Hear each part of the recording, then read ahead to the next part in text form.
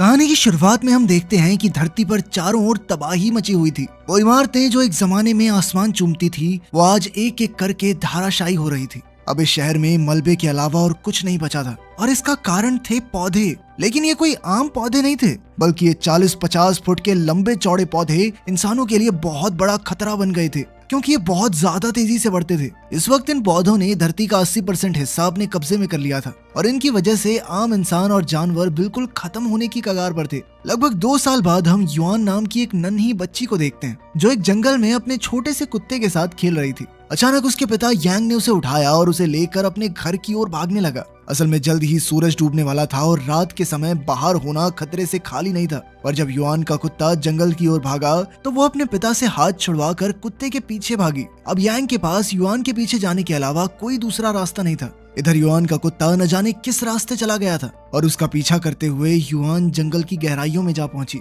उसके सामने एक बहुत बड़ा पौधा था जो चारों ओर से बेल के जाल से घिरा हुआ था और धड़कते दिल की तरह हिल रहा था। उसके चारों ओर कई इंसानों की लाशें लटक रही थी और उनकी देखरेख के लिए वहां सांप जैसे खूंखार पौधे मौजूद थे। जैसे ही पौधे को युआन की खुशबू आई तो उसने युआन पर हमला करने के लिए अपना मुंह खोला। खुशकिस्मती से ऐन वक्त पर यांग ने वहां आकर युआन की जान बचाई। वो युआन को अपनी बाहों में उठाकर भाग निकला और सीधा अपने घर जाकर ही रुका। उसने फटाफट सारे दरवाजे बंद किए और घर में यूवी लाइट्स जलाई, क्योंकि इन लाइट्स से पौधे दूर रहते थे। आखिरकार उसने चैन की सांस ली। अब युआन को काफी पछतावा हो रहा था, क्योंकि उसकी वजह से उसके पिता भी इतनी बड़ी मुसीबत में पड़ गए थे। और यांग ने उसे माफ कर दिया और फिर उसकी घड़ी में एक ट्रैकर फिट किया ताकि उसे युआन की लोकेशन हमेशा पता हो। फिर उसने युआन को सुला दिया और बाद में खुद भी सो गया। तब उसे कई साल पहले का सपना आया, जब यांग अपनी मर चुकी पत्नी और युआन के साथ गाड़ी में कहीं जा रहा था। उसकी पत्नी एक साइंटिस्ट थी जो एक खास प्रोजेक्ट पर काम कर रही थी, जिसमें वो नई किस्म के ताकतवर पेड़ पौधे बनाने की कोशिश कर रही थी।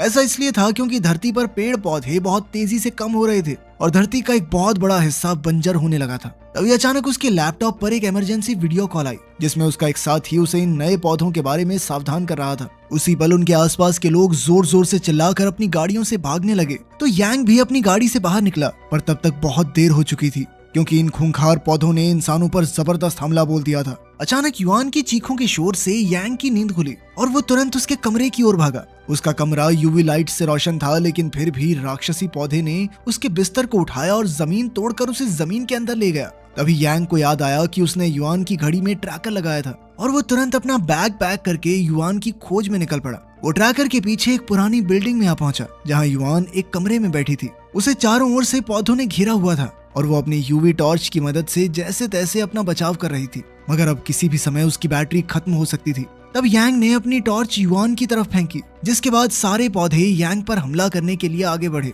आखिरकार उसने दिमाग लगाकर एक खिड़की तोड़ डाली, जिससे कमरे में धूप आ गई और फिर युआन थक कर बेहोश हो गया। धूप आते ही सभी पौधे पीछे हट गए, क्योंकि असल में ये पौधे धूप से डरते थे। अब यांग एक बार फिर से कुछ साल पहले का सपना देख रहा था और इधर वो पौधे धीरे धीरे उसके शरीर को जकड़ने लगे थे। युआन ने उसे खींचकर बचाने की कोशिश की, मगर उसमें इतनी ताकत नहीं थी। वो बेहद हताश महसूस कर रही थी। लेकिन तभी अचानक एक तेज धार ब्लेड ने पौधों को काट कर यांग को आजाद करवाया। असल में फौजियों की एक छोटी सी टुकड़ी वहां घुस आई थी और वो इन खतरनाक पौधों का डटकर सामना करने लगे, मगर उनकी गोलियां और आग उगलती बंदूकें ज्यादा देर तक पौधों को रोक नहीं सकती थी। इधर एक फौजी यूवी डिवाइस को चलाने की कोशिश कर रहा था, मगर बदकिस्मती से वो चालू ही नहीं हो रहा था। कुछ ही पलों में यांग को होश आ गया और उसने बड़ी ही आसानी से वो डिवाइस ठीक करके चालू कर दिया, जिसके बाद उसमें से बहुत तेज यूवी रोशनी निकली। इस रोशनी के आते ही सभी पौधे पीछे हटकर अंधेरे में छुप गए। आखिरकार फौजियों ने यांग और युआन को बताया कि इन पौधों ने जमीन के नीचे अपना जाल बना लिया है, जो बहुत दूर तक फैला हुआ है और उसी के चलते मात्र 2 दिन बाद धरती पर तबाही मचने वाली है। ये जॉइंट फोर्सेस के फौजी थे, जिनका मकसद था एक ऐसे डिवाइस को ढूंढना जिसकी मदद से सभी पौधों को नष्ट करके धरती पर इंसानी जीवन को बचाया जा सके। इस वक्त वो जिस बिल्डिंग में थे, वो पौधों के आतंक से पहले एक रिसर्च सेंटर हुआ करती थी। अब फौजियों ने जल्द ही वहां से वो रीजेंट डिवाइस ढूंढ निकाला, जिसकी मदद से पौधों को नष्ट किया जा सकता है। फिर उन्होंने अपने हेडक्वार्टर्स में इसकी खबर दी। अब उन्हें इस रीजेंट को एक लॉन्च स्टेशन में ले जाकर जमीन के नीचे मौजूद पौधों की जड़ों पर इस्तेमाल करना होगा। इस वक्त पूरी दुनिया में इस तरह के 140 डिवाइसेस थे और पौधों का खात्मा करने के लिए उन्हें सभी डिवाइसेस को एक साथ एक्टिवेट करना होगा। यांग को इस प्लान में थोड़ी गड़बड़ महसूस हो रही थी और तभी अचानक जमीन के नीचे से एक पौधा निकला और उसने एक ही झटके में यूवी डिवाइस तोड़ डाला। उसी पल चारों ओर अंधेरा हो गया और उन सब ने जैसे तैसे दीवारों में छेद किया ताकि थोड़ी धूप आए। इसी भागदौड़ में यांग ने देखा कि वो और उसकी बेटी बाकी फौजियों से अलग हो गए थे। वहीं फौजियों का कैप्टन भी बुरी तरह जख्मी हो गया था। लीमो नाम की फौजी कैप्टन का बहता खून रोकने की पूरी कोशिश कर रही थी। उसी समय एक बहुत बड़े सांप जैसा पौधा कमरे में आ घुसा और अपने शिकार की तलाश करने लगा। यांग ने उसे मारने के लिए एक लोहे का सरिया उठाया, मगर लीमो ने उसे रोक दिया। असल में ये खतरनाक पौधा देख नहीं सकता था और सिर्फ आवाज सुनकर ही शिकार पकड़ता था। अब उन्होंने रीजेंट उठाया और चुपचाप वहां से निकलने लगे, मगर युआन अचानक गलती से एक शेल्फ से टकरा गई। उसकी आवाज सुनते ही पौधा उस पर हमला करने के लिए झपटा तो लीमो और यांग उसकी मदद के लिए आए, मगर ये पौधा बेहद ताकतवर था। इसके सामने टिकना आसान नहीं था। उसी समय कैप्टन ने बीच में आकर अपनी बंदूक से पौधे पर गोलियां चलाई, पर उससे भी कोई फर्क नहीं पड़ा, बल्कि अब पौधे ने सबको छोड़कर कैप्टन को ही जकड़ लिया। लीमो उसकी मदद के लिए आगे आई, पर तब तक काफी देर हो चुकी थी, क्योंकि कैप्टन ने पहले ही अपने ग्रेनेड की पिन निकाल दी। अचानक जबरदस्त धमाका हुआ, जिसमें कैप्टन ने अपनी जान की बाजी लगाकर उस वहशी पौधे को खत्म कर दिया। इस धमाके से लीमो, यांग और युआन उड़कर सड़क पर आ गिरे, जहां उन्हें बाकी फौजी भी मिल गए। खुशकिस्मती की बात तो ये थी कि रीजेंट भी उनके साथ ही बाहर आ गिरा था, मगर कैप्टन की मौत की खबर सुनकर सब काफी मायूस हो गए थे। उनका इंजीनियर भी इस हमले में मारा गया था, इसलिए उन्होंने यांग को अपने साथ चलने को कहा, क्योंकि उसने फटाक से जुगाड़ से वो यूवी डिवाइस ठीक कर दिया था। मगर अब यांग ने उनके साथ चलने से इनकार कर दिया, क्योंकि अब तो वो और उसकी बेटी सुरक्षित थे और उसके लिए अपनी बेटी की सेफ्टी से ऊपर और कुछ नहीं था, क्योंकि इस दुनिया में उसकी बेटी के अलावा उसका कोई नहीं था। मगर युआन अपने पिता की इस बात से खुश नहीं थी। वो तो खुद चाहती थी कि उसके पिता दुनिया की रक्षा करें, क्योंकि अगर उसकी माँ जिंदा होती तो वो भी यही करती। उसकी इन बातों से यांग का जमीर जाग उठा और वो फौजियों के साथ मिशन में शामिल हो गया। जब वो सब शहर से गुजर रहे थे तो उन्हें दूसरी टीम का सिग्नल मिला, जिसमें सिर्फ 2 शब्द सुनाई दिए, ग्रीन टाइड। उसी पल अचानक जमीन फटने लगी और बड़ी बड़ी बिल्डिंग्स टूटकर नीचे गिरने लगी। अब उनका ग्रुप उल्टी दिशा में भागा, मगर ग्रीन टाइड ने अपने असली रूप में आकर हमला कर दिया। ग्रीन टाइड बहुत सारे पौधों से मिलकर बनी ताकतवर लहर जैसी थी, जो कि इन बड़ी बड़ी बिल्डिंगों जितनी ऊंची थी।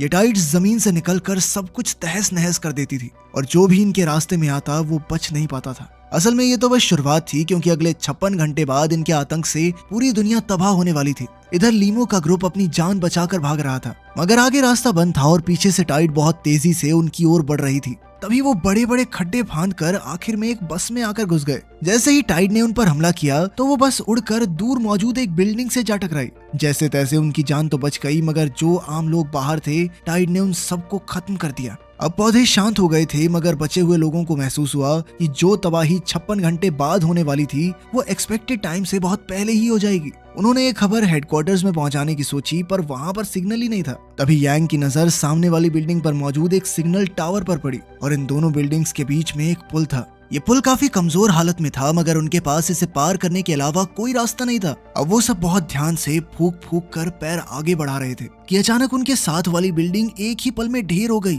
उनकी जान तो बच गई, मगर बिल्डिंग के अचानक गिरने से चारों तरफ मिट्टी उड़ने लगी, जिससे युआन का पैर फिसल गया। उसी पल टीम का नया कैप्टन रस्सी के साथ उसके पीछे कूदा। वहीं यांग रस्सी पकड़कर उन्हें ऊपर खींचने की कोशिश कर रहा था, पर यह रस्सी बहुत नाजुक थी और उन दोनों का भार नहीं झेल सकती थी।